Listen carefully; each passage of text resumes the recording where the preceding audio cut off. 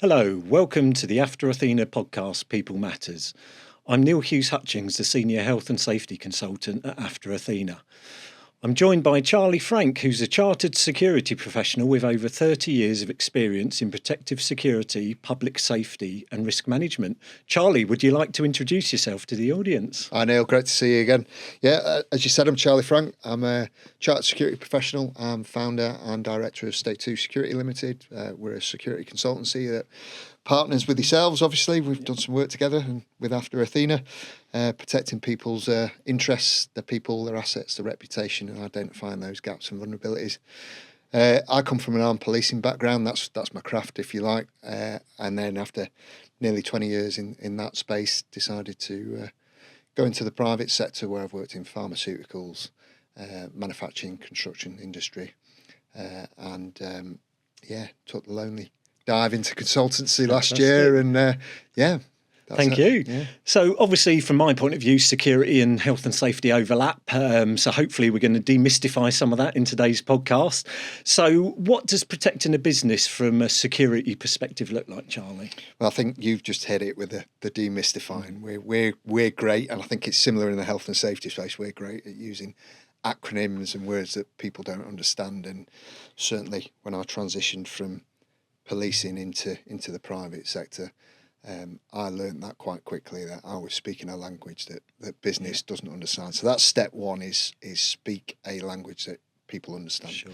Protecting a business, I would say it starts with the governance side of it, which is missed quite often. So who's your senior risk owner? Who owns that risk? And that's not, the CEO is accountable for everything, because obviously, that's an easy cop out. And that's similar to health and safety, isn't it, with duty holders or responsible people? So for sure. Yeah. Who's accountable? We know generally, but who's responsible as well? And then, do your business know that? Mm-hmm. Do they know the reporting lines in? Is security covered at board level on a standing agenda?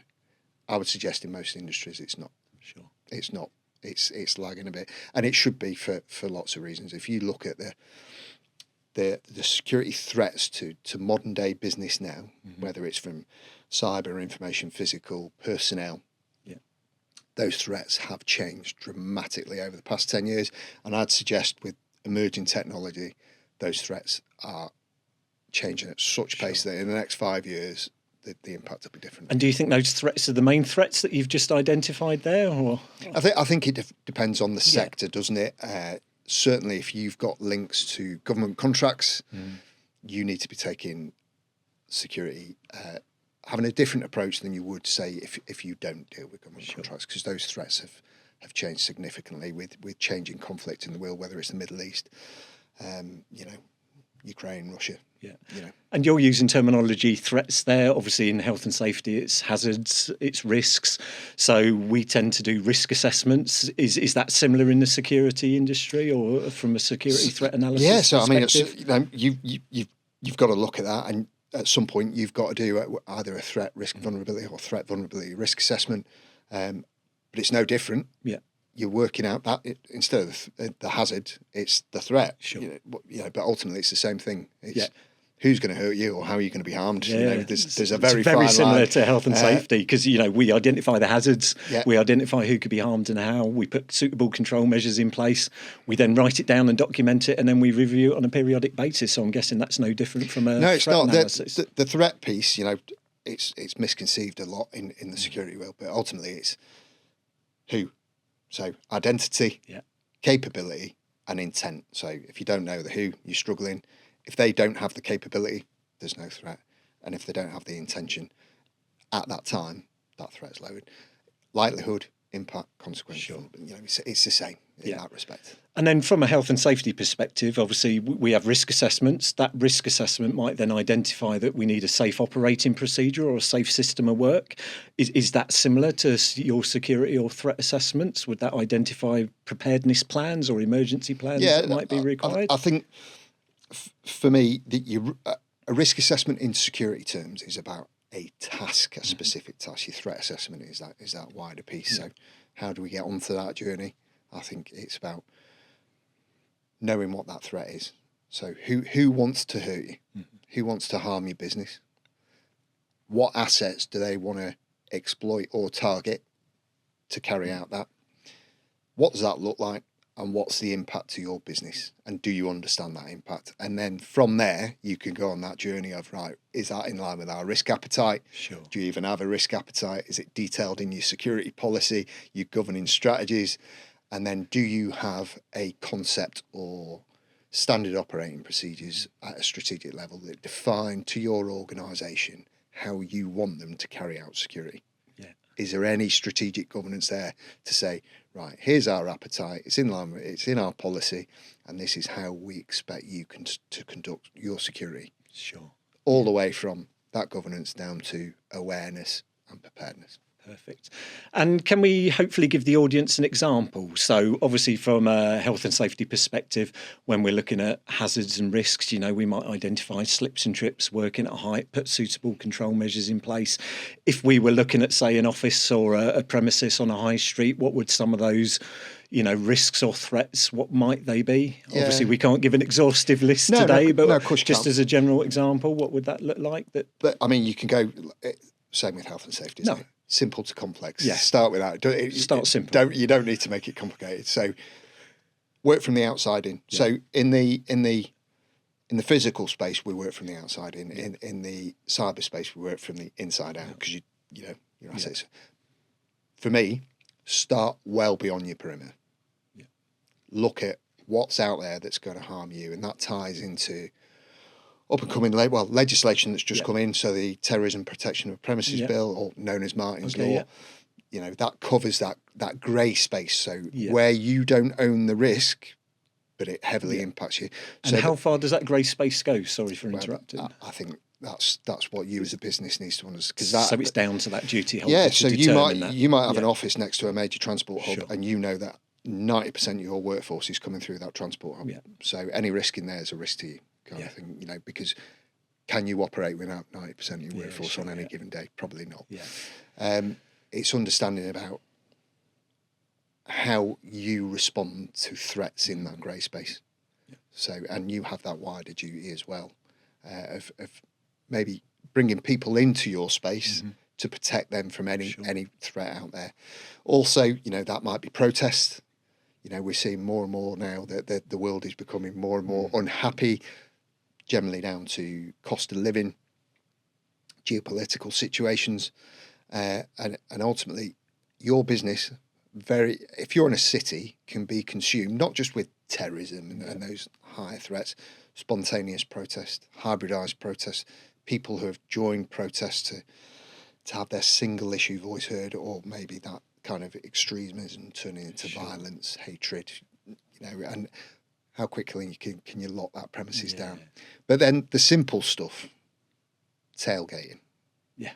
How easy can someone walk into your premises and get to where they need to be? So if you know what assets are really critical to your day-to-day operation, how quickly can someone just get in there from the street and bypass all your security layers? If you know that, you're on a good course to kind of go, right, I know those basic measures I can take to mitigate it. Perfect. And what sort of documentation do they think they should, organisations should have in place? So obviously there's this threat analysis or risk assessment that we're talking of. What sort of plans or procedures should they have in place to support that? I think we touched on it a little bit, but it's no different to the health and safety space. You've got to have that governing policy. Plan. Well, that one page you haven't you? Of, right, this is our policy. This is what the company expects. This is what we're going to do. Then you kind of your strategic documents, what I call a concept of security operations, but that says this is how we're going to do it at a strategic level, and then your tactical level documents like your operating procedures, similar to your safe systems of work, that says this is how we're going to carry out these functions at a site level, and then all the way down to what I would call assignment instructions, which says at this specific post. Yeah. This is what we expect you to do. And something I picked up on earlier, obviously in health and safety, we're familiar with evacuation plans, but did you say evacuation? Was that? Yeah. So what's the difference? So again, legislation's making us go down this route now in a security world, and it's fantastic because it will help keep people safe. Yeah. But I think, everyone's used to the word evacuation. Yeah. But if you look at the threat now, if you work in a busy city centre or a busy town, and your evacuation for a fire alarm is go to a muster point, I would suggest you need to start rethinking that and using technology. Because if you want to target a building, evacuate them into one space and have a device or a threat there where you've just created a massive people. So that evacuation is in effect keeping people in the premises, or bringing them in. But if you look at that mass evacuation, all you're doing, if you've got multi-tenanted offices, in some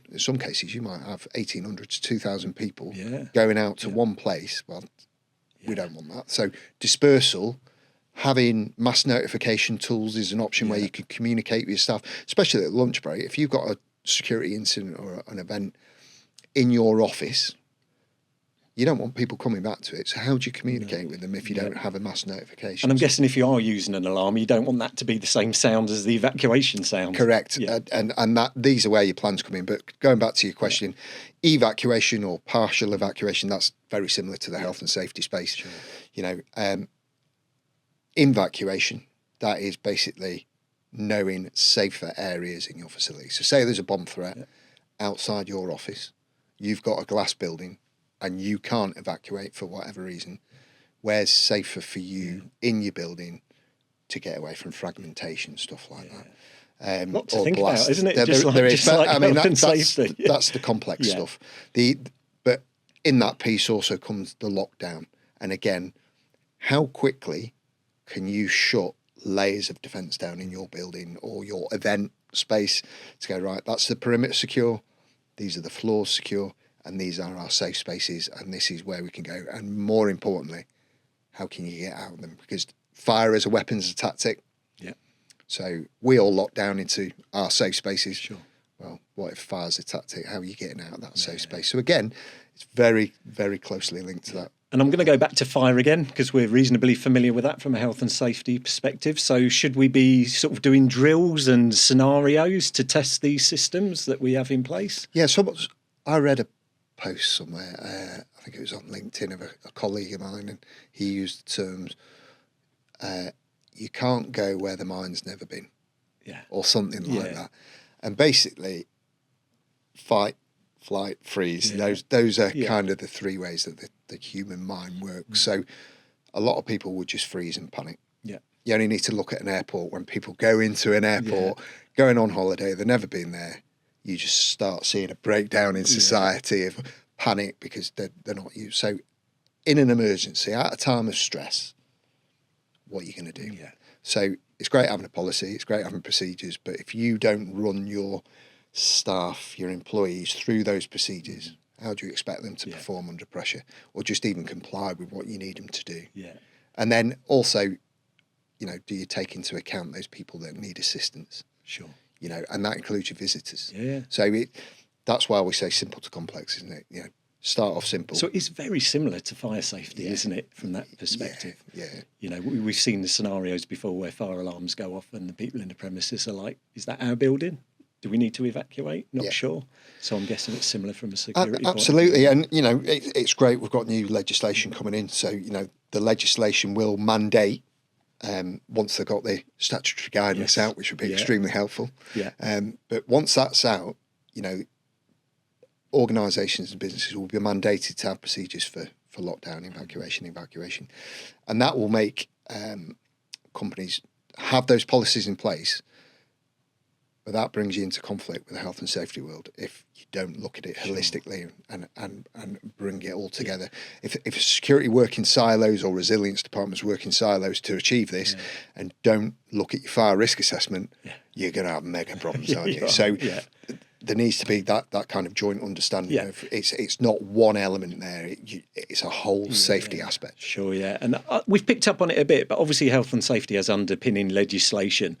What is there for security, and where could the audience potentially go to find further information or resources on this topic? Yeah, I think it's one of those areas that's been not overlooked, but the health and safety has very concrete legislation that's very specific, where security, there's always been counter-terrorism legislation, hasn't there? But that's for your higher end threats. More recently, you've had the National Security Act that's come in, and that's really about those state threats.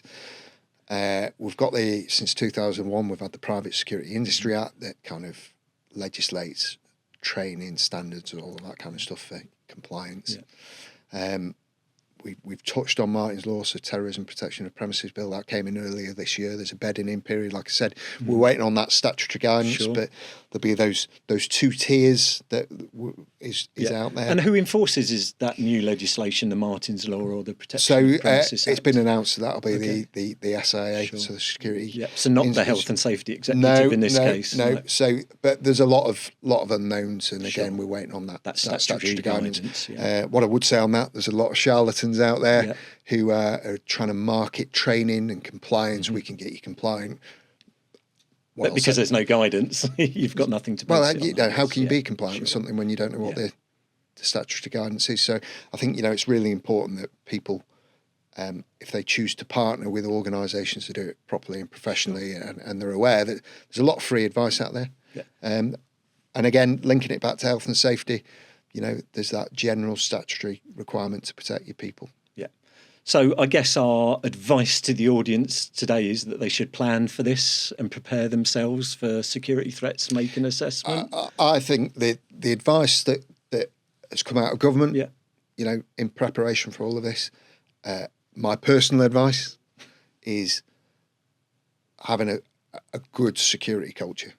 Is the start of this journey. Sure. Because it is a journey, and I think having a good security culture is only going to benefit your organisation. That would be my advice. Well, thank you, Charlie, for joining me as we've hopefully uncovered some of these myths or demystified the security elements that we've been chatting about. If you'd like to find out more details on the support that AfterAthena can give you around health and safety or security, then visit our website and please do contact us. We thank you for listening and watching.